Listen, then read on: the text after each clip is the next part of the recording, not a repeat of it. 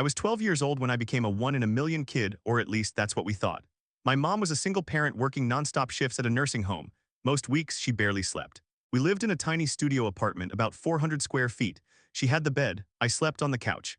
McDonald's was our one small tradition: Friday night, one cheap meal out after a long week. That Friday, she looked completely drained, 14 hours on her feet. I told her we could skip it, but she shook her head and smiled.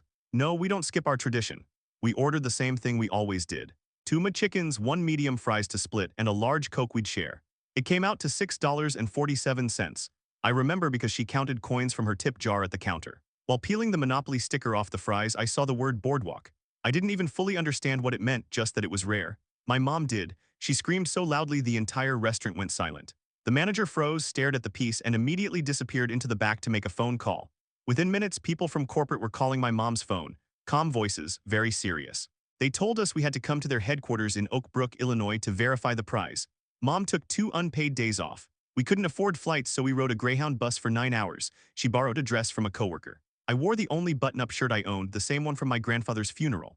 When we arrived, there was no celebration, no cameras, no giant check. Instead, a lawyer in a gray suit sat us in a small office. He smiled, but it didn't reach his eyes. "Congratulations," he said. "However, there was a printing issue with this year's Monopoly game." He explained that dozens of identical boardwalk pieces had been printed by mistake. To resolve the confusion, they were offering each winner $21,000. Mom didn't blink, she asked for proof. He refused, saying it was proprietary information.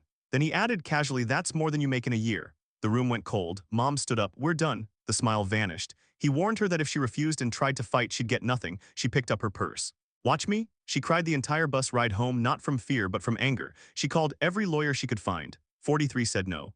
The 44th, a small-time attorney named Dennis working out of a strip mall, agreed to take the case on contingency. Months passed. McDonald's tried to block records. Dennis pushed back, and then he found it. There was no printing error. Internal documents showed the company had intentionally printed extra winning pieces, planning to pressure families into cheap settlements instead of paying out full prizes. They even had a name for it. When the truth came out, everything exploded. Media coverage, a class action lawsuit, stock prices dropped. 18 months after that quiet office meeting, the case settled.